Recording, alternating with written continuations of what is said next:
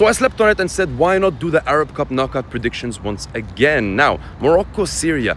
Usually Morocco are going to be favorites for this, even if they're B, C, or D team. They have a culture in their nation where all the way from the players to the fans, every game is important. Doesn't matter if it's the Under-17 World Cup or the World Cup or the AFCON or the African Nations Championships, Morocco will always perform. But Syria are going through their best morale ever as a national team, maybe even topping the time where they almost beat Australia to make it to the World Cup.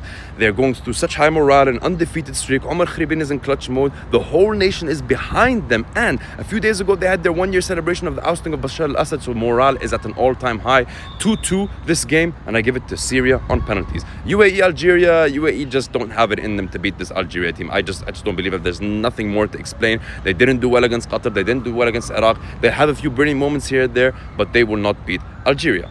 Next up, Jordan, Iraq. This is a barn burner of a game. Unfortunately, at the World Cup qualifiers, when they faced off in the last match, the Iraq were already eliminated, killing the fun in the game. But Jordan are the best team in the Middle East right now, by far.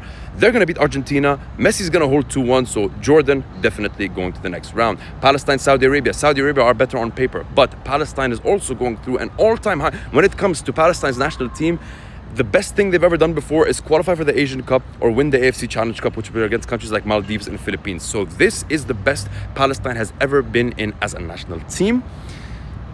And I just think they have it in them to really narrowly beat Saudi Arabia. I predicted Palestine would beat Saudi, and I just feel like when it's not the World Cup, Saudi doesn't take it as seriously. And it's going to be, oh, yeah, I already picked Palestine, I already shook my head. Now, Syria, Algeria, I don't think, like Syria, they beat Morocco. If they beat Morocco, they're not going to lose to Algeria. Syria beats Algeria. And then Jordan against Palestine, a brotherly rivalry that we're all going to love to see. But Jordan, see, this is where it differs from Jordan and Saudi. You might be like, okay, you said Saudi couldn't beat Palestine. Why can Jordan beat Palestine? Because Jordan is treating this as very importantly. Saudi have won the Arab Cup, the Gulf Cup, the Asian Cup before. Jordan have never won any of those trophies. And so they need a trophy, and so they're going to do anything in their power to get to the final.